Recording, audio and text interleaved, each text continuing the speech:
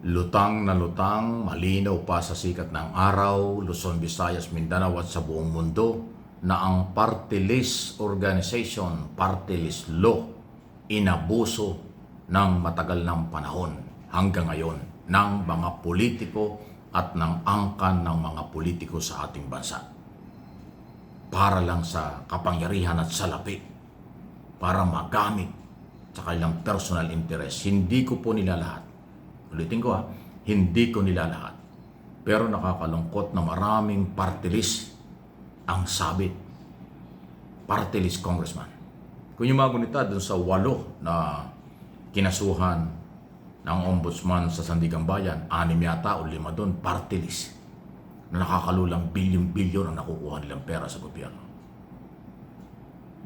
Para bang nag-party list kayo para magpayaman?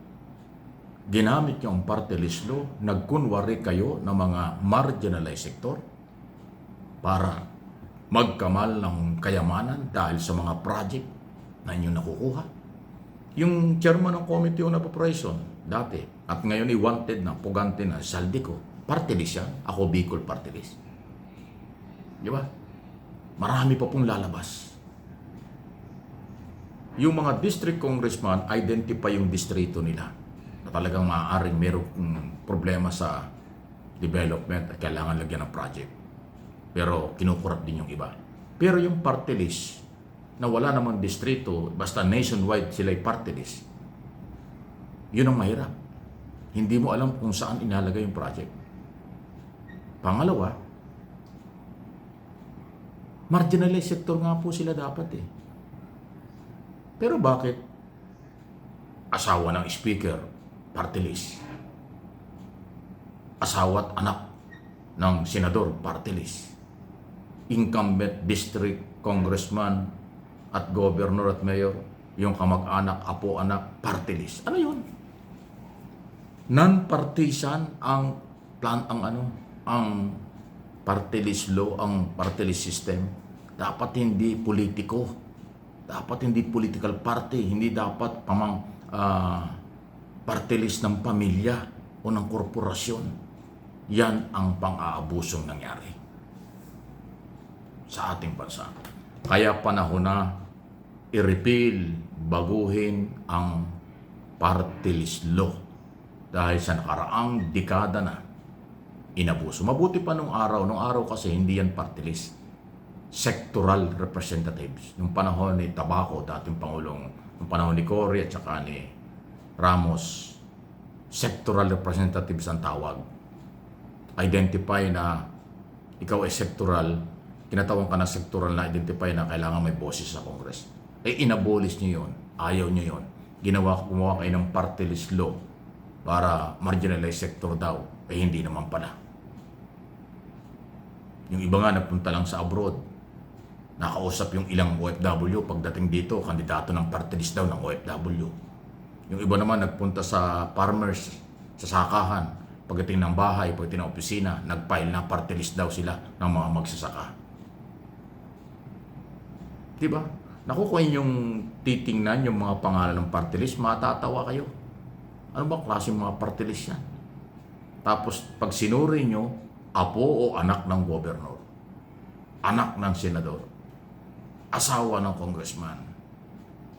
Wow! Nakatira sa mga exclusive subdivision, party list, congressman. Nag-aaral ang mga anak sa exclusive na mga eskwelahan. Mga nakalok sa Ricard, tapos party list, congressman. Ano yun? Paano naging marginalized yun? Paano naging mahirap na sektor yun?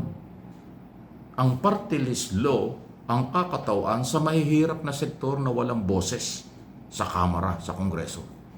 Lehitimong mahihirap, lehitimong sektor na walang nagtatanggol sa kanila, yun. Pero kung nakalok sa Ricard yung congressman ng party list, nakatira sa mga exclusive subdivision, napakarangyan ng buhay, paano naging sektor yun na mahihirap? Paano naging party list yun? Tinamaan ng kulog na buhay ito. Korakot, pagsasamantala, abuso ang ginawa nila.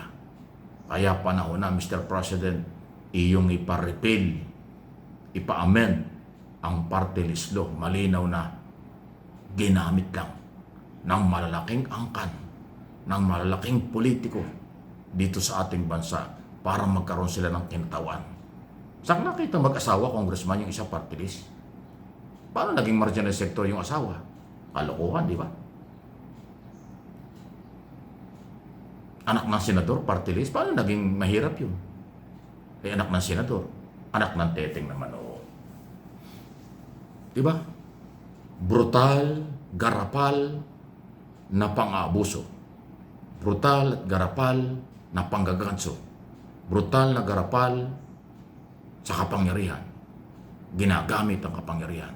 Pero salapi, pera ng mamamayan ang inabuso. Inuulit ko, hindi lahat ng party list ganun. Meron parang party list dyan na talagang matino.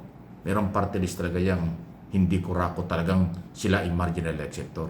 Pero baka mas marami yung kaduda-duda na sila ay kinatawan ng marginalized sector.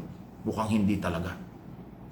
Mabibilang mo lang yata sa kamay ang totoong kumakatawan sa marginalized sector. Just imagine kung hindi ako nagkakamali, 60 hanggang 65 yata ang congressman ngayon. Daming congressman yan. Sabihin natin kalahati doon matino, di 30 pa rin doon ang sanggano, abusado. Bilyong-bilyong project na nakuha sa gobyerno. Maaaring nangungumisyon ng pinakamahina 10%. Just imagine.